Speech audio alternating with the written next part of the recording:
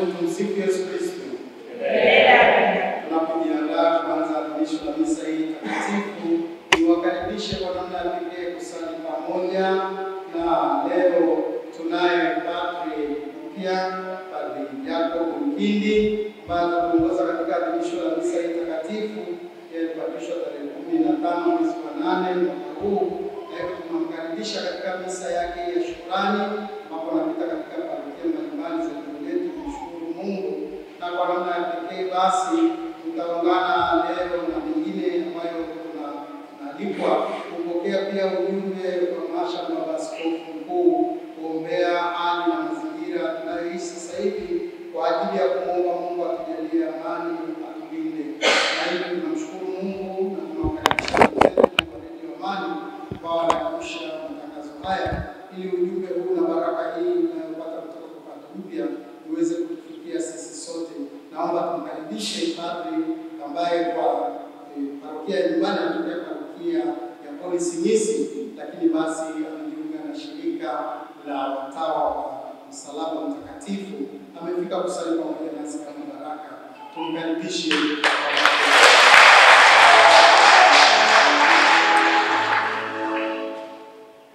Kwa jina la Baba na la Mwana na la Roho Mtakatifu.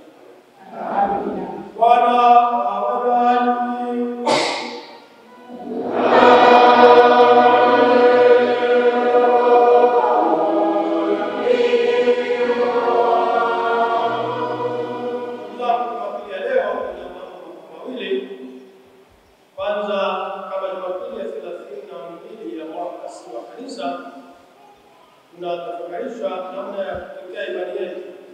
mpaka mwisho ili tupe maisha baada ya haya. La pili, tunatafakari na kukumbuka kuwa kwa Basilika, yaani kanisa kuu la Lateran, ambayo maana yake ni kwa ajili ya kuona sisi na kanisa tuendelee kuombea kanisa letu, kujiombea kama kanisa tuweze kudumu katika kanisa la Kristo na mwisho tufike kwake. Sasa ili tupate kibali mbele ya Mungu, tuanze kwa kuomba kabisa.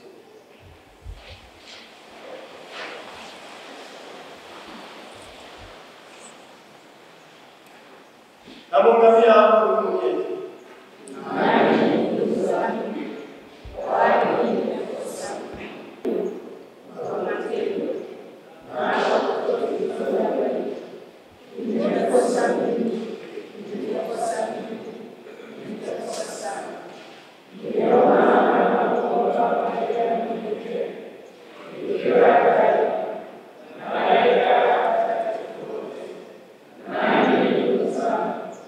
Yeah.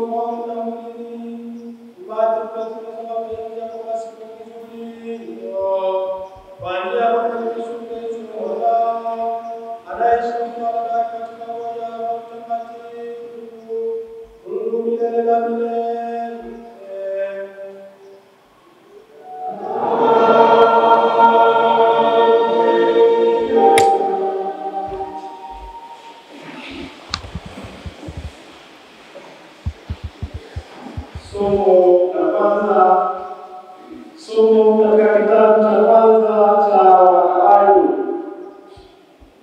Ilitokea ya kuwa ndugu saba pamoja na mama yao walikamatwa kwa amri ya mfalme na kuteswa sana kwa wenyeji, na hivyo ili kuwashurutisha kuonja nyama marufuku ya nguruwe. Mmoja akafanya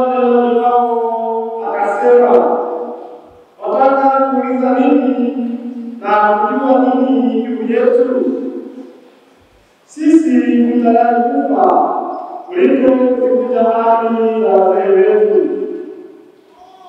Wa pili aliyekuwa mfalme alisema, wewe Ibrahimu unakufanikisha na maisha sasa, lakini Mungu wa ulimwengu atatufufua sisi tuliokufa kwa ajili ya dhambi zake, atatupatia uzima wa milele. Na baada yake aliambiwa yule watatu, na ibada alipoagizwa alitoa ulimi wake, akanyosha mikono yake kila hofu, akasema kwa ushujaa kutoka mbinguni nalipewa hivi, na kwa ajili ya amri za Mungu na kihesabu kuwa si kitu, na kwake natumaini kuipokea tena. Hata mfalme na watu wake walishangazwa kwa roho ya kijana huyu, kwa jinsi alivyodharau maumivu yake. Akiisha kufa huyu, walimtesa wanne na kumtendea mabaya yale. Naye alipokaribia kufa alisema hivi, ni vema kufa kwa mikono ya wanadamu na kuzitazamia ahadi zitokazo kwa Mungu, kwa kuwa tutafufuliwa naye, lakini kwako wewe hakuna ufufuo. Hilo ndilo neno la Mungu. Wewe kwa katikati kitikio, ee Bwana niamkapo nitashibishwa na sura yako. Ee Bwana niamkapo nitashibishwa na sura yako. Ee Bwana usikie haki, usikilize kilio changu, utege sikio lako kwa maombi yangu yasiyotoka katika midomo ya kila kitikio. Ee Bwana niamkapo nitashibishwa na sura yako. Nyayo zangu zimeshikamana na njia zako, hatua zangu hazikuondoshwa. Ee Mungu, nimekuita kwa maana utaitika. Utege sikio lako, unisikie neno langu. Kiitikio: Ee Bwana niamkapo nitashibishwa na sura yako. Unifiche chini ya uvuli wa mbawa zako, bali mimi nikutazame uso wako katika haki. Niamkapo nishibishwe kwa sura yako. Kiitikio: Ee Bwana niamkapo nitashibishwa na sura yako. Somo la pili. Somo katika waraka wa pili wa Mtume Paulo kwa Wathesalonike. Bwana wetu Yesu Kristo mwenyewe na Mungu Baba yetu alitupenda akatupa faraja ya milele na tumaini jema. Katika neema awafariji mioyo yenu na kuwafanya imara katika kila neno na tendo jema. Hatimaye, ndugu, tuombeeni neno la Bwana liendelee na kutukuzwa vilevile kama ilivyo kwetu, mkaokolewe na watu wasio haki wabaya, maana sio wote walio na imani. Lakini Bwana ni mwaminifu, atakayewafanya imara na kuwalinda na yule Mungu. Nasi tumemtumaini Bwana kwa mambo yetu, kwamba mnayafanya tuliyowaagiza, tena kwamba mtayafanya. Bwana awaongoze mioyo yenu mpate pendo la Mungu na saburi ya Kristo. Hilo ndilo neno la Mungu.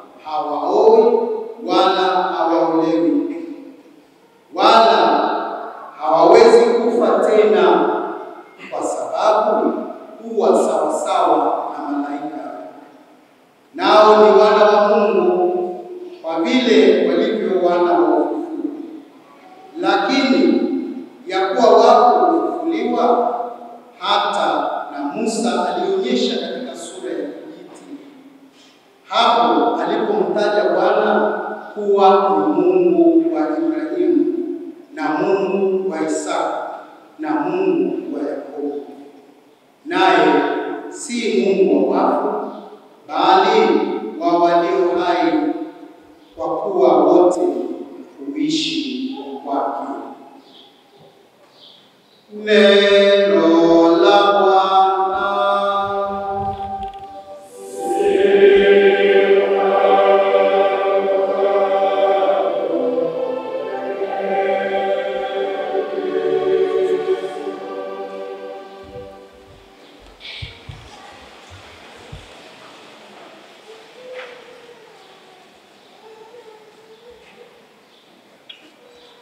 Wapendwa wa Mungu, tumsifu Yesu Kristo.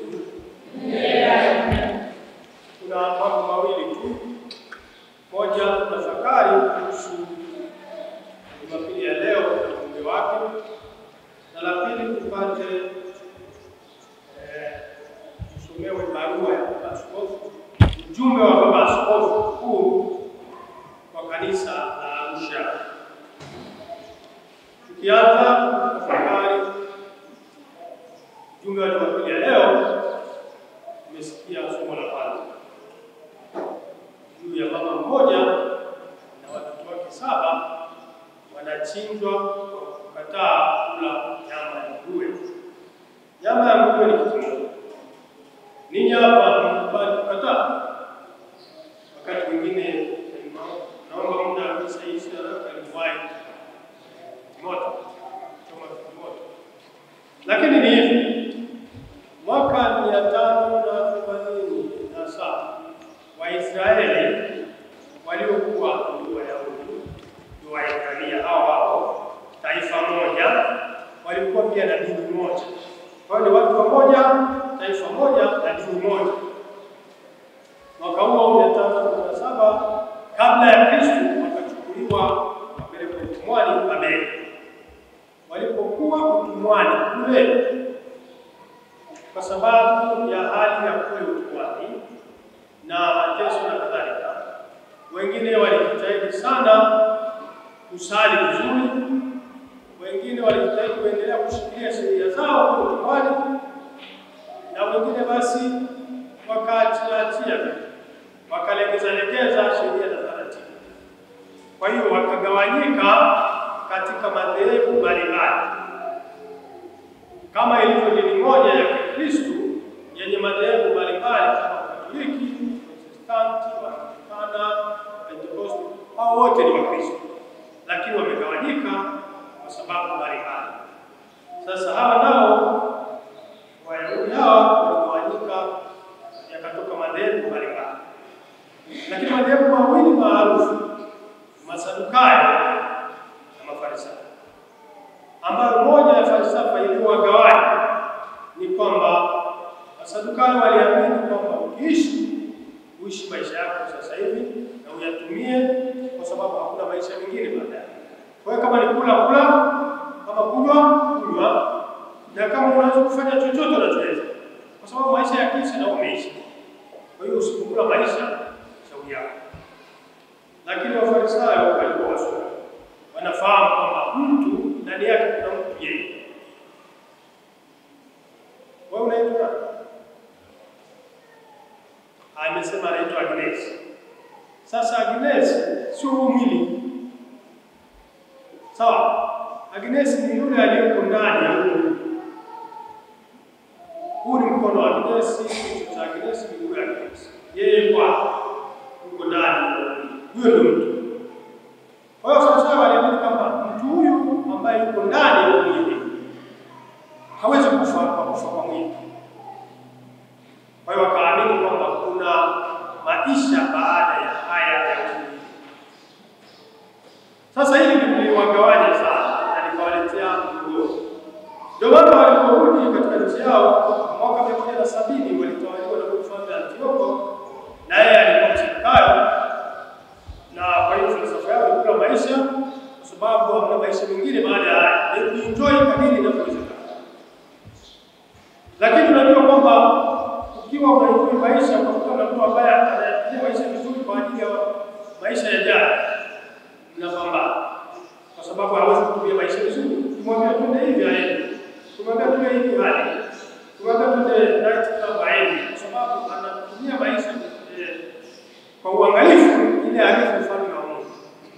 walifikiri wanasema. Kwa hiyo ule mgogoro unasumbua. Kwa mfalme akawaambia wawaue wale watu ambao wanaamini maisha yajayo, kwa sababu hawataki kujua maisha. Wakaanza kupigwa na kuuawa, na watu wengi walikuwa. Ndio wakaja kwa mama. Bali mfano wao umerekodiwa kwa sababu ni mfano unaotisha, unaoshtua, unaogusa. Kwamba mama mmoja tena mjane na watoto wake 7 anaanza kuuawa mtoto wa pili, watatu ambao ameshawalea na ndio anaowatia mpaka wakaisha, na yeye mwenyewe akauawa kwa sababu kataa kuvunja sheria za Mungu.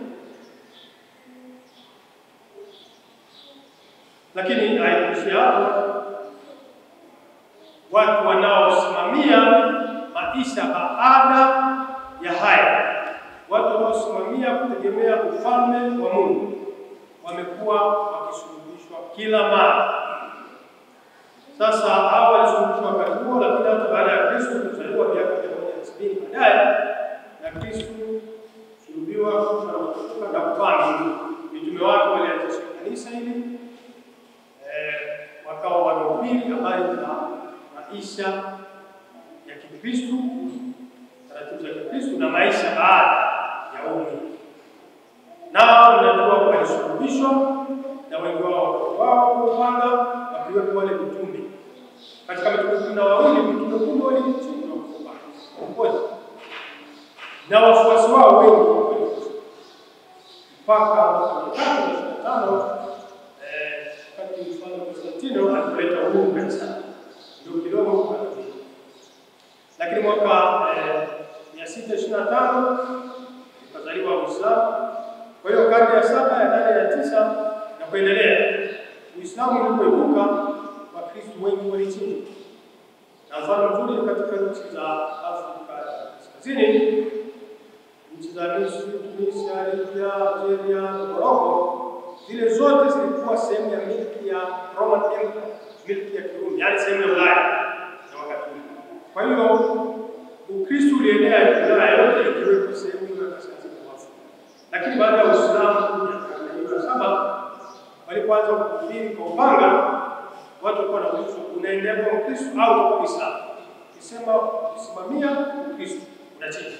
Na wengi walisimamia kama huyu mama wa watoto 7, nao wakachinja. Ndugu zangu, kusulubishwa kwa mtu anayetazamia maisha baada ya hapo hakujaanza wakati huu, wala kuna mpango wa kuishi. Tofauti ni kwamba sasa hivi unaweza usulubishwe kwa mtu kukwambia badilisha dini yako au acha kula kitu fulani. Lakini kuna mgogoro kati ya Masadukayo na Mafarisayo ndani ya kila mmoja wetu. Huu ni mgogoro wa dhamiri. Dhamiri inayokuwa na mwili, yaani usiwe sasa hivi maisha yameisha, na dhamiri inayoponya kwamba uishi sasa hivi kwa ajili ya kuishi baadaye ufalme wa Mungu. Yaliyotokea Tanzania siku ya uchaguzi mkuu tarehe 29 mwezi wa 10, 2025 yametushangaza na kushangaza ulimwengu. Kwa siku hiyo ilitusalia kiumbe cha ajabu mno katika historia ya taifa letu. Naomba na dhamira yangu kuandika waraka ufupi kwa lengo moja tu: mwendee Mungu Baba yetu kwa kufunga na kusali kwa imani. Na waambie waamini wote kusali, ukiwaombea Watanzania na wageni wema waliopoteza maisha ya hizo. Mwenyezi Mungu awapokee kwake mbinguni na kuwapa pumziko la amani. Tuliyoyaona hapa Arusha yalitendeka pia katika miji na maeneo mengine. Yalisikitisha na kubadili jina na hadhi ya taifa letu la Tanzania. Tuwaombee pia waliojeruhiwa katika miji hizo, na sasa hivi wengine wako hospitalini na wengine wanaokuja nyumbani. Wako waliopata ulemavu wa maisha wasiweze tena kujitegemea kama hapo awali. Mwenyezi Mungu awape uponyaji wa mwili na roho, na awajalie ndugu na jamaa zao moyo na nguvu ya kusaidia jinsi itakavyowezekana na kwa muda wote utakaohitaji msaada wao. Ndugu zangu, wako waliopoteza ndugu na jamaa zao katika mfululizo na hakuna mawasiliano katika kwamba wataonana tena au la. Kweli wako watoto walioshuhudia mwagikaji wa damu nyumbani kwao, waliona kwa mshtuko na hofu kubwa mashambulizi na maangamizi ya baba, mama, babu, bibi, shangazi wakiwa ndani ya nyumba, sio barabarani. Watoto hao watasaidiwaje kisaikolojia? Watakuwa raia wa namna gani? Waombee wote walioshuhudia kwa macho jinsi risasi ilivyoteketeza uhai. Waombee uponyaji Mwenyezi Mungu. Tunaomba Mwenyezi Mungu awe faraja maskani yao. Tunaombea imani kwa Mungu wetu na mweza wa yote, awe kwa msaada wa kipekee wakati fulani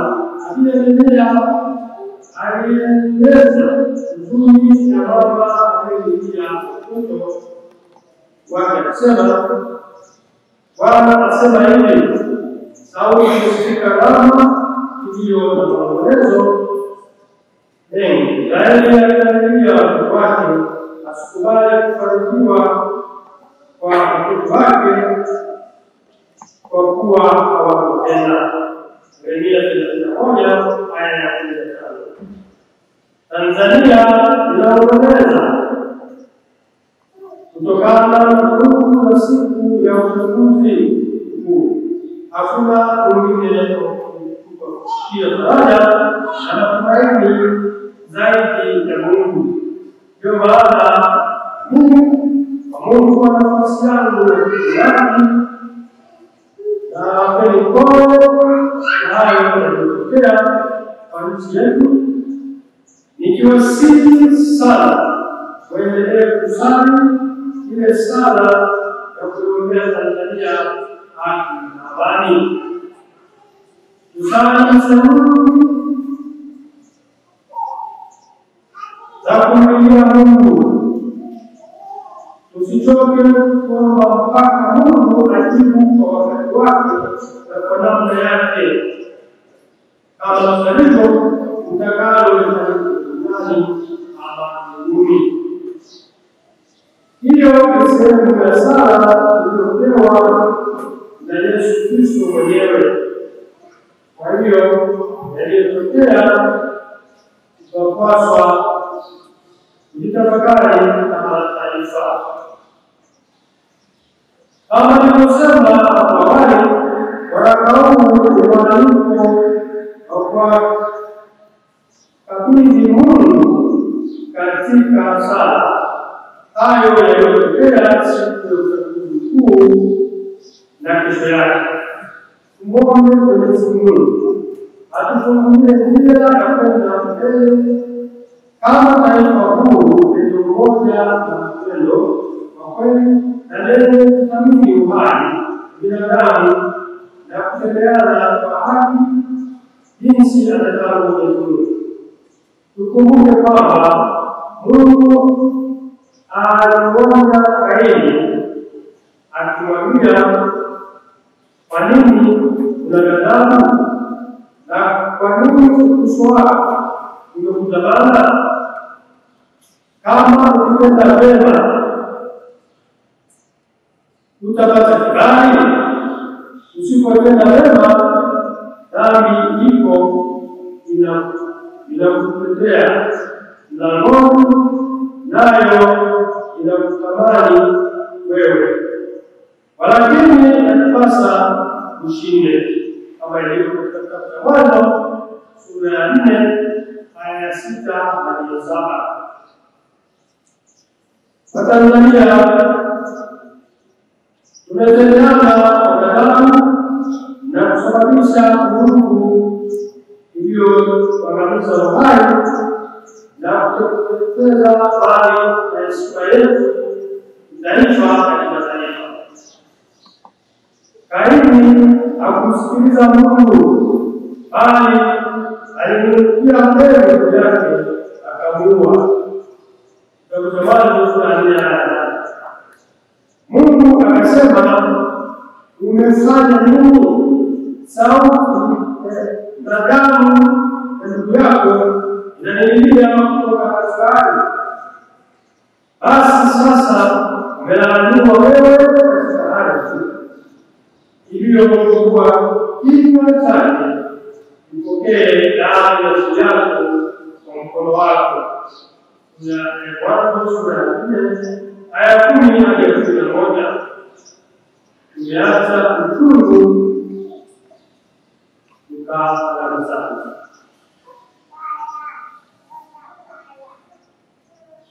Kristo alimwaga damu yake yenye kutualika kwacho wasababu ili tutoke kwenye laana na kuishi maisha afya ya furaha na amani ya walio kama ilivyo katika Ibrania sura ya 12 aya ya 24. Kwa upande wake Mwenyezi Mungu ametujalia nzuri yenye utajiri Mungu, ni wajibu wetu kuheshimiana, kulinda majaliwa ya Mungu, tukijifunza kwa hayo magumu yaliyotokea. Kila raia mwenye thamani kutoka kwa Mungu. Hakuna mwenye haki na uhalali wa kumuumiza au kumuua mwingine. Uhai wa wanadamu ni mtakatifu, wapaswa kulindwa na kustawishwa kwa gharama yoyote ile. Katika sala ya kuombea taifa letu la amani, tuliomba mioyo yetu ijazwe na mapendo ya Mungu, ili wote tuwajibike kamilifu na kuunganishwa kama Mungu mmoja katika familia moja. Vurugu zilizotokea alikubariki sala yetu. Kaini alimrukia ndugu yake Abeli akamuua. Tutafakari hilo na kulifanyia kazi mapema yawezekanavyo. Tuendelee kuomba viongozi wema na waadilifu watakaoongoza taifa letu kuishi tunu za upendo, ukweli, haki na amani. Muombe Bikira Maria mtakatifu, mkingiwa damu ya asili na mlinzi wa taifa letu, atuombee tuweze kupita kwa pamoja ustawi na salama wa taifa letu Tanzania katika roho ya uzalendo. Naelimisha kwa kuwapa tena walioathirika na vurugu zilizotokea wakati wa uchaguzi mkuu, wagonjwa wapone na waliopoteza maisha wajaliwe pumziko la milele. Tuombe neema na kutatua changamoto zetu kwa upendo na kwa busara. Nawatakieni neema na amani kutokana na Mungu Baba na kwa Mwana wetu Yesu Kristo, pamoja na faraja ya Roho. Msifu Yesu Kristo. Aidha kama ni sawa na askofu mkuu wetu mkuu Katoliki Arusha. Nasadiki kwa Mungu mmoja,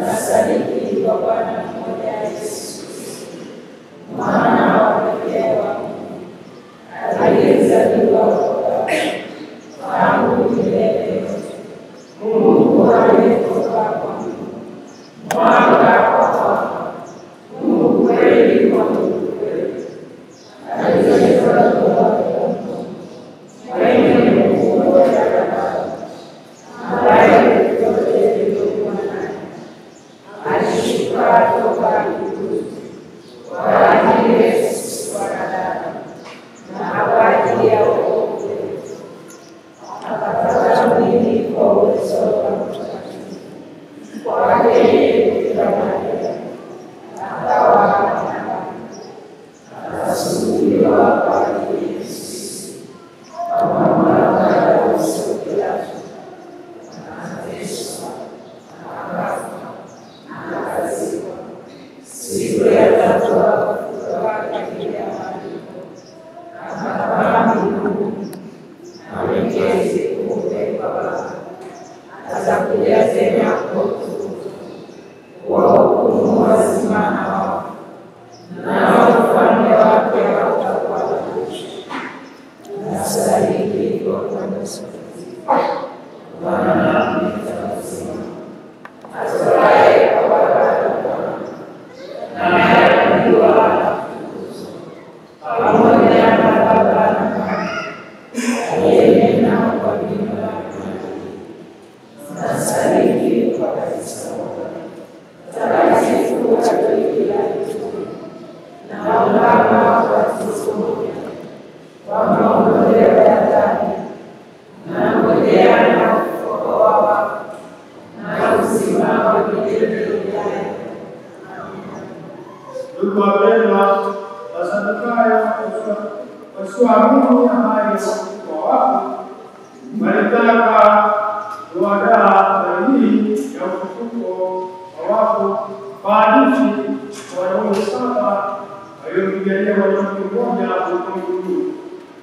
Yeye aliyethibitisha habari yao ya uongo. Ee Bwana Mungu, tuamshe ndani yetu furaha ya kushirikishwa uzima wa milele katika ulimwengu ujao. Ee Bwana, tusaidie kufuata nyayo za mwanao Yesu Kristo zinazotuonyesha njia ya kukaribishwa mbinguni. Ee Bwana, utusaidie tusisahau ahadi za mbinguni katika mapambano ya maisha yetu na kila siku hapa duniani. Ee Bwana, kwa kufa na kufufuka mwanao ulipatia mwanzo wa uzima wa milele, uimarishe matumaini yetu tusipoteze amana ya uzima huo. Ee Bwana, ujaze mioyo yetu furaha ya kuvikwa utukufu wa mbinguni pamoja na ndugu, jamaa na marafiki zetu marehemu waliotutangulia. Ee Bwana, unganisha maombi yetu na sala hii ya kuombea taifa haki na amani.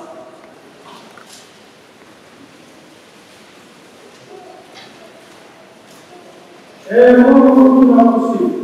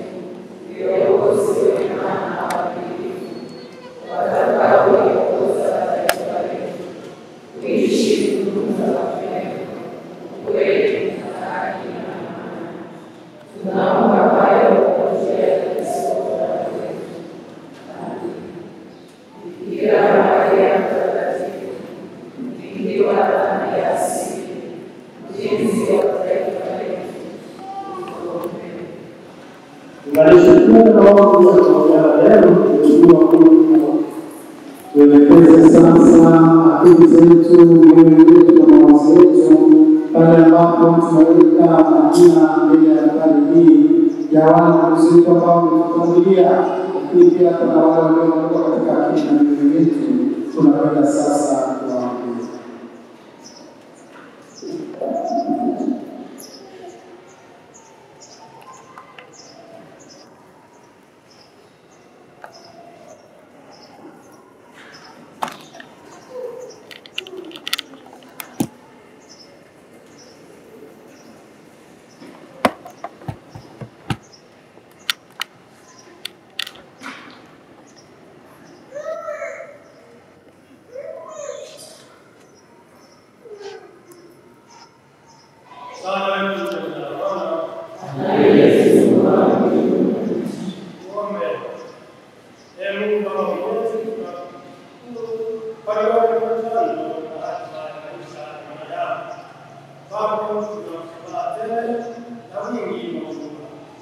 Sisi wadau ambao ni kanisa lako linalofikiri waombezi wa malaika ambao ni kanisa la ushindi lililo nalo mbinguni, wasamehe marehemu wote, hasa hawa ambao majina yao yanaandikwa mbele. Na hili tunaomba waoshwe kwa maji yaliyotoka na kutakatifushwa kwa damu iliyomwagika msalabani, ili upate kuwakaribisha mbinguni, kisha nao tuwaombee sisi kwa maombezi haya, tuwapokee kwako, nasi tupate rehema kufikisha mbinguni kwa njia ya Kristo Bwana wetu.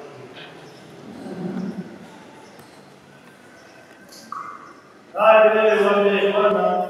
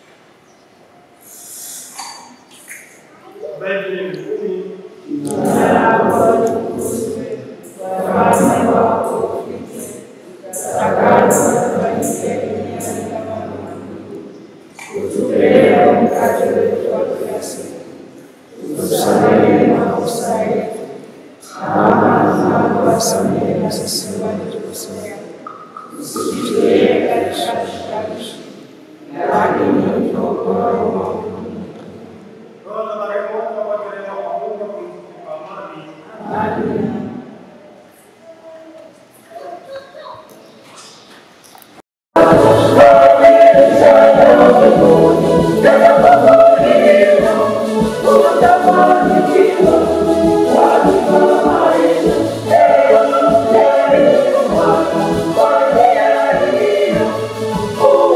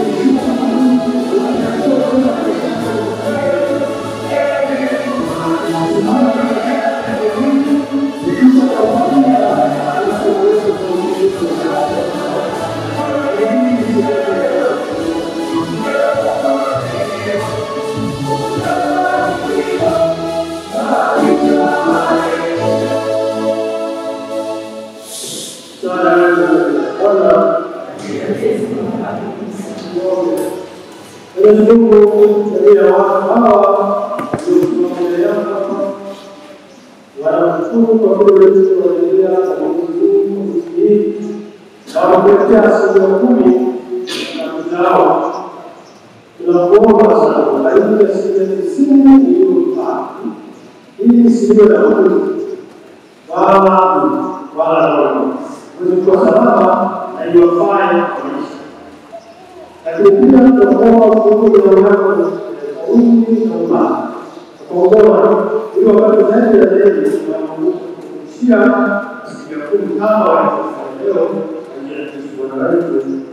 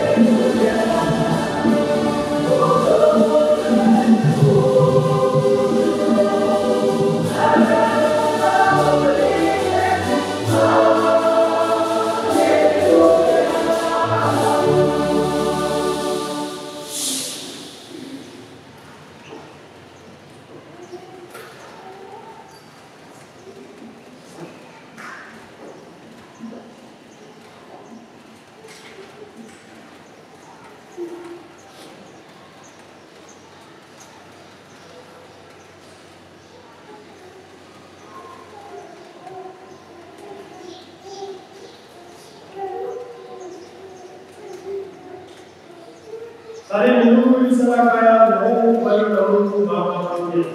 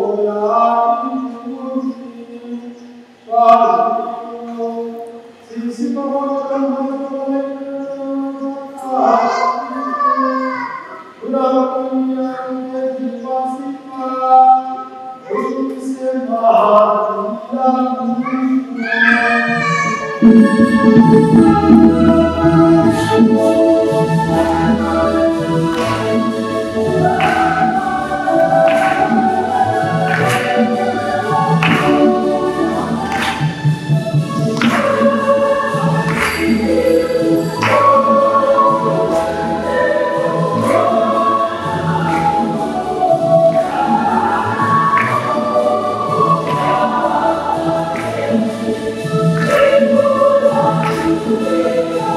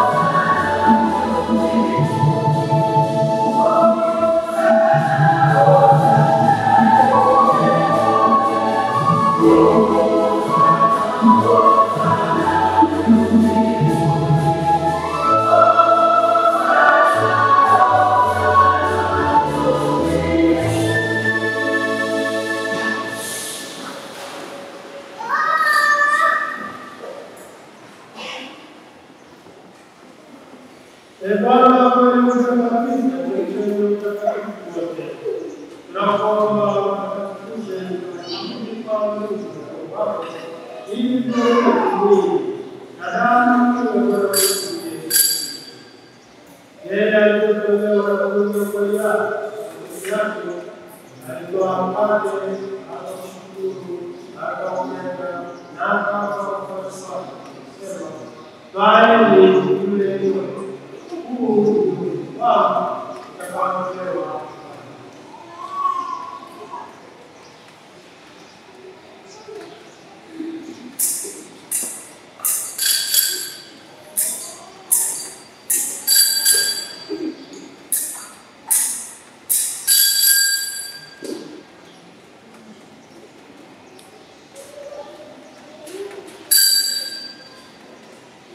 Hivyo baada ya kula, alitoa kikombe, akamshukuru tena, aliwapa wafuasi wake, akisema, twaeni mnywe wote, hiki ndicho kikombe cha damu ya agano jipya la milele, itakayomwagika kwa ajili yenu na kwa ajili yenu kwa ondoleo la dhambi.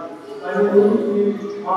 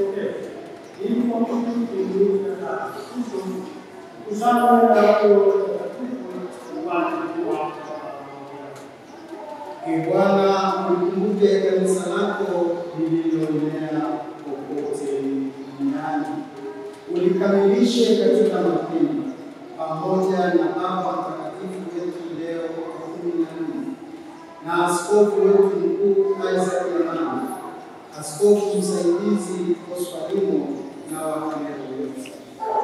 Wakumbuke pia ndugu zetu waliofariki dunia wakiwa na tumaini la ufufuko, wale ambao majina yao tumeandika na kuweka hapa mbele ya altari hii, na wale ambao majina yao yameandikwa katika mioyo yetu na kumbukumbu za akili zetu, na marehemu wote waliofariki dunia katika huruma yako, uwapokee kwenye nuru ya uso wako.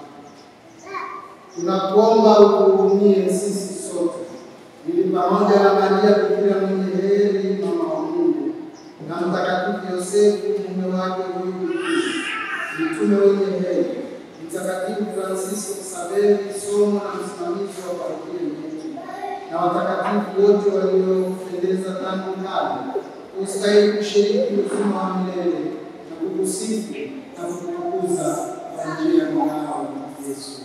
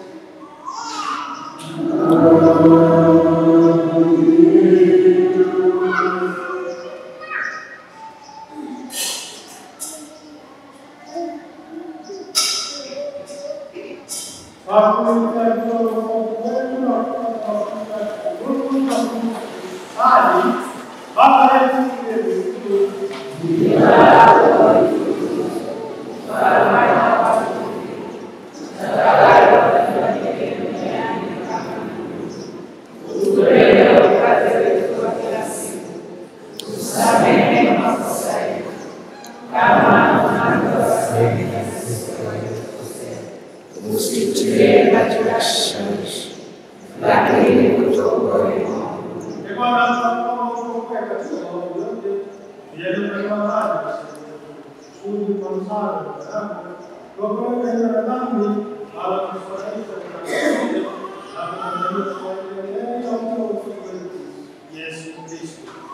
kwa kuwa ufalme wako na nguvu na utukufu hata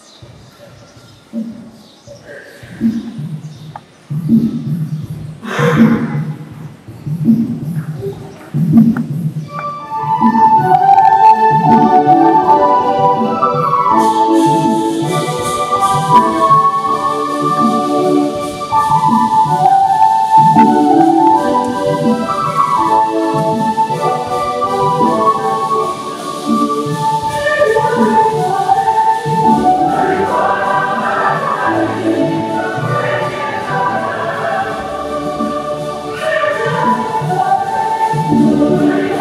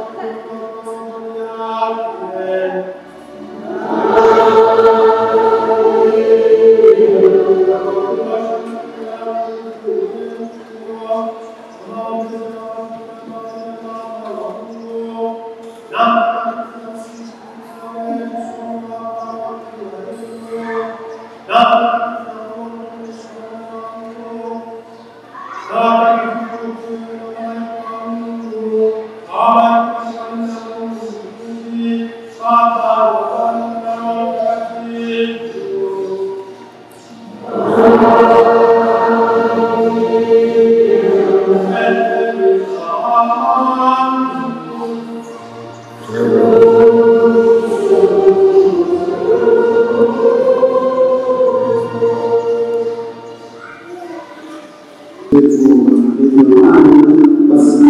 kwa ujumbe kutoka kwa askofu wetu mkuu wa zamani, ujumbe wa amani, na sio tu kwa wale kama halaiki, bali kila mtu anakuja katika moyo wake juu ya zawadi aliyotupa juu ya upendo na amani.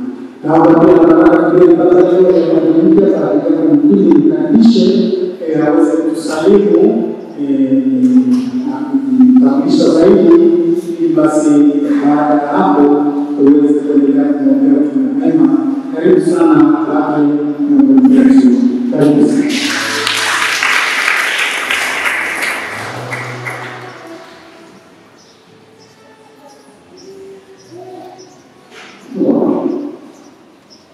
Kristo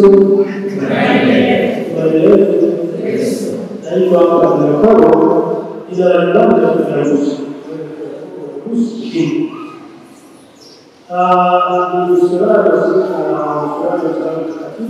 Tuko Singida, tuko Jumamosi, tuko Dar es Salaam na tuko Kagera, na sasa hivi tunahamia Dodoma.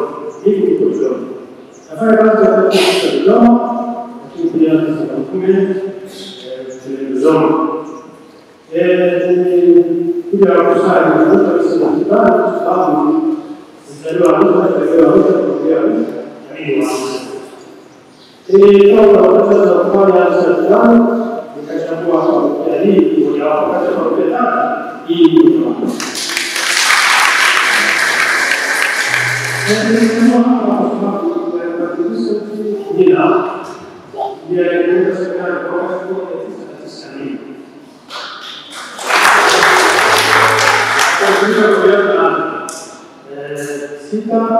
Tapi ada yang orang lain seperti Nesa atau itu ada juga dalam usaha dalam dunia orang dunia suka ada yang berproses orang dunia itu ada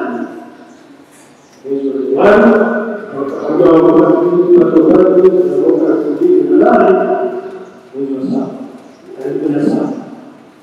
kila moja hizo wasafiri kulinda na sikusika kwa kwani nikaambiwa kufanya kazi. Lakini unapoona kwa wale kwa sawa. Kwa hiyo tunaanza kujadili na nani? Mpaka 2025 nilikuwa sasa baada Bukan dapat tuan dapat tuan. Ayo bersama semua dari apa? Semua. Berkata kita bukan apa, tapi kalau apa itu lain, itu masuk. Ada yang punya sekolah zaman, dia Lalu dalam historia, kaum kita itu ada yang mulai dari itu.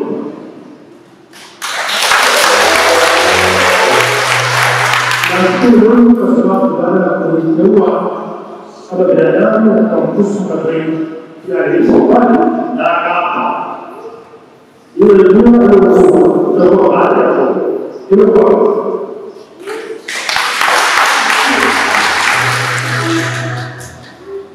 ada itu sama aspek olahraga, aspek seni, kemampuan bergabung, ada yang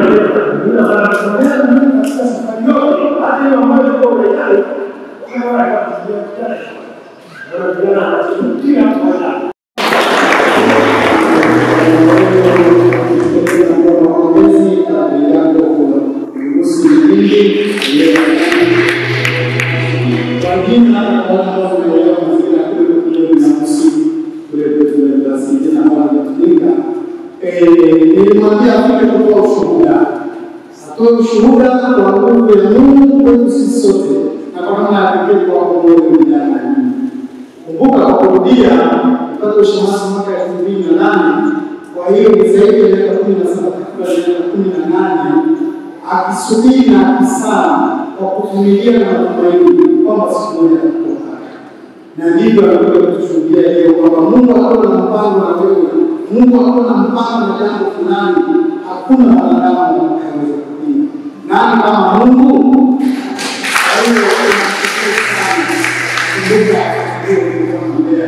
Tunapopita kuuliza nafahamu darasa ambalo lilikuwa kwa kushindana kwa kushimasi ni walezi katika huduma mbalimbali.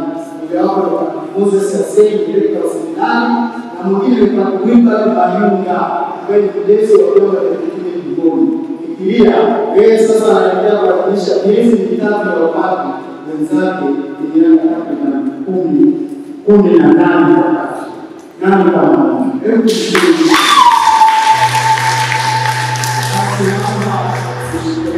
Chini mwambie Mungu asante kwa maana pekee mimi nimefanikika mno kwa sababu nilimwambia Mungu anaweza yote. Pamoja na kwamba kumfundisha na kumlea, basi naomba tunapoonyesha Mungu shukrani kwa kujiandaa sana. Naomba wewe uniulize kwa jambo gani kwako linaonekana lina muda mrefu na inawezekana. Kwa Mungu yote yanawezekana. Na hivyo kwa maana pekee hata kumbukumbu hii inayochukuliwa vile na redio yetu ya Amani ili katika matumaini kwamba kwa Mungu yote yanawezekana. Jambo umekuwa mwalimu kwetu sisi walezi wako, umefundisha hata umefundisha imani kwa Mungu, matumaini, unyenyekevu. Ni mwalimu kule chuo kikuu cha Yudo na huko na kuendelea na kuendeleza kanisa. Hebu tumwambie Mungu kwa ajili ya vijana wetu na sisi wenyewe tusikate tamaa. Ninawaalika wanakwaya kuimba wimbo fulani wa shukrani ili basi sisi sote tuweze kushuhudia Mungu. Anatoka parokia kwa Msimisi kule ambapo tangu alipopatishwa padri wa kwanza kutoka kule kwetu Meru hadi Romani. Yeye ndiye anayefuata baada ya miaka 40. Wewe Mungu anakuja Mungu wako. Mungu anasema hatukujiandaa bwana hili. Hebu fika hapa mtazame tunamwambia Mungu kwamba yanawezekana na tuambie vijana wetu wasikate tamaa. Mungu atuonyeshe na wao usikate tamaa. Karibuni jamani. Walau kwa chochote weka tapate maji ya kunywa njiani. Ninaomba kufika na kumwambia Mungu asante kwa pamoja naye na kumwekea Mungu zetu. Karibuni sana. Karibuni.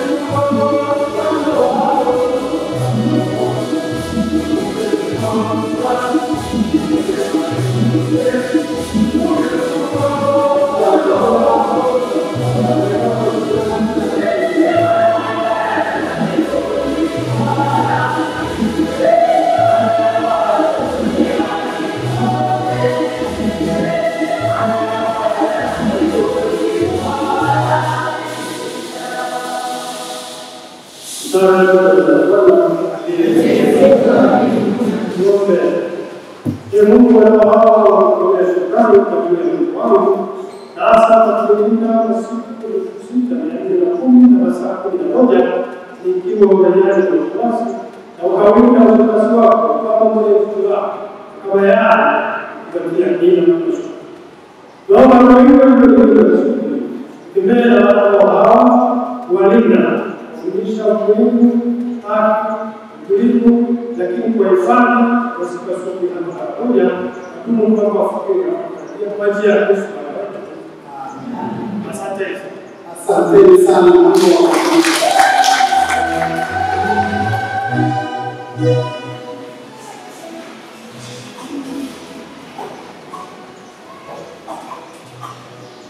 Kwa sasa katika ulinzi wa Mama Maria, tukumbuke ujumbe wa Baba Askofu wa leo ni kilio cha roho, uhai, imani ya Mungu, nchi yetu na vyote tulivyo navyo vinatoka kwa Mungu. Tumuombe Mungu akaribishe taifa letu katika amani, lakini anawapokee tena ndugu zetu. Na sisi Kanisa Katoliki tunawaombea wote, hata ndugu zetu na wanapokee kile jirani zetu ambao wamefariki katika matukio ya hivi karibuni. Tunaunganisha na marehemu wote, tukisema tena kwa imani kutoka moyoni, maana Mungu ndiye mwamuzi na hakimu wa kweli. Raha ya milele uwape Bwana, wapumzike kwa amani. Raha ya milele uwape Bwana, wapumzike kwa amani. Raha ya milele uwape ndugu zetu waliotambia Bwana, wapumzike kwa amani. Tunawakimbilia Kristo wako mzazi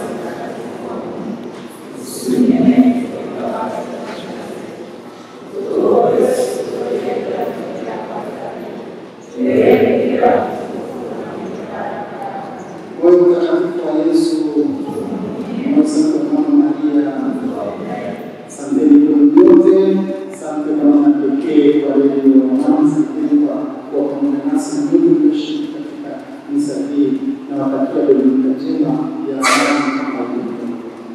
Asante.